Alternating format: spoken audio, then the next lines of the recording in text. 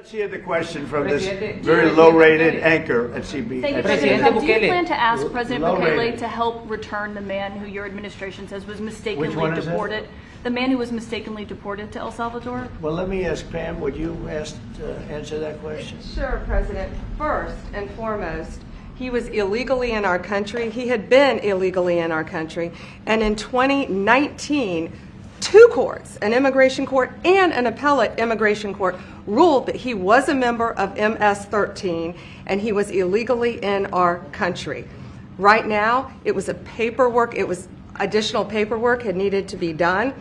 That's up to El Salvador if they want to return him. That's not up to us. The Supreme Court ruled, President, that if, as El Salvador wants to return him, this is international matters, foreign affairs, if they wanted to return him, we would facilitate it, meaning provide a plane.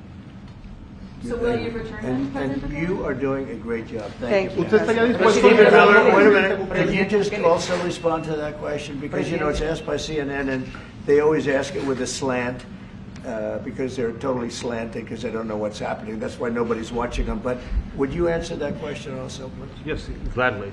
So, as Pam mentioned, there's an illegal alien from El Salvador. So, with respect to you, he's a citizen of El Salvador.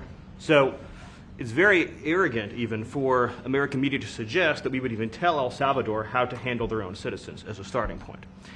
As two immigration courts found that he was a member of MS-13. When President Trump declared MS-13 to be a foreign terrorist organization, that meant that he was no longer eligible under federal law, which I'm sure you know, you're very familiar with the INA, that he was no longer eligible for any form of immigration relief in the United States.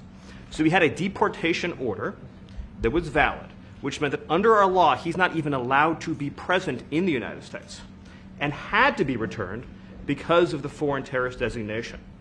This issue was then, by a district court judge, completely inverted, and a district court judge tried to tell the administration that they had to kidnap a citizen of El Salvador and fly him back here.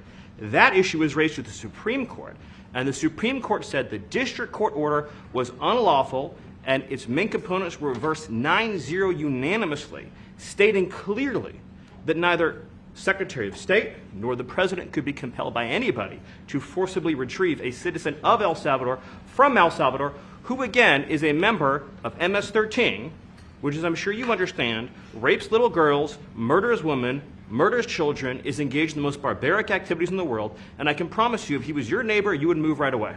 Hello, yes, police? Yeah, I'd like to report a murder. So you don't plan But to the ask for Supreme anything Court's to get asking him back? to.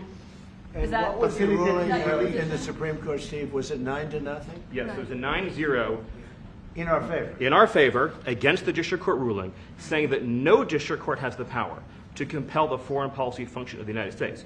As Pam said, the ruling solely stated that if this individual, at El Salvador's sole discretion, was sent back to our country, that we could deport him a second time. Well, No version of this legally ends up with him ever living here because he is a citizen of El Salvador. That is the president of El Salvador. Your questions about it, per the court, can only be directed to him. I asked ¿Usted lo President liberaría, Bukele, Presidente what is Bukele? can President Bukele weigh in on this? Do you plan to return him? Well, I'm suppose you're not suggesting that I smuggle a terrorist into the United States, right? It's I mean, always how can I smuggle? How can I return him to the United States? Like I smuggle him into the United States, or what do I do? Of course, I'm not going to do it.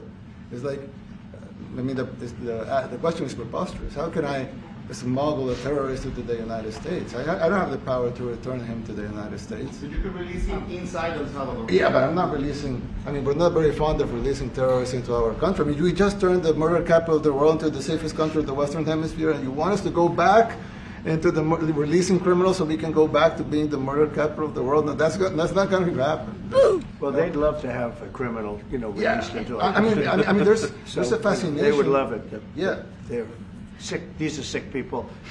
Marco, do you have something to say about Yeah, I mean, Stephen outlined it. I don't understand what the confusion is. This individual is a citizen of El Salvador. He was illegally in the United States and was returned to his country. That's where you deport people, back to their country of origin, except for Venezuela that wasn't refusing to take people back, or places like that. I can tell you this, Mr. President, no, the foreign policy of the United States is conducted by the President of the United States, not by a court. And no court in the United States has a right to conduct the foreign policy of the United States. It's that simple. End of story. And that's what the Supreme Court held, by the way, to Marco's point. The Supreme Court said exactly what Marco said, that no court has the authority to compel the foreign policy function of the United States. We won a case 9-0, and people like CNN are portraying it as a loss, as usual, because they want foreign terrorists in the country who kidnap women and children. But President Trump, his policy is foreign terrorists that are here illegally get expelled from the country, which, by the way, is a 90-10 issue. Well, Mr. President, you said that if the Supreme Court said someone needed to be returned, that you would abide by that. You said that on Air Force One just a few days ago, and they said that it must be facilitated. Why don't you just say, isn't it wonderful that we're keeping criminals out of our country? Why can't you just say that? Why do you go over and over, and that's why nobody watches you anymore? You know, you have no credibility. Please, go ahead. President Trump, thank you so much. Stop! Stop! He's already dead.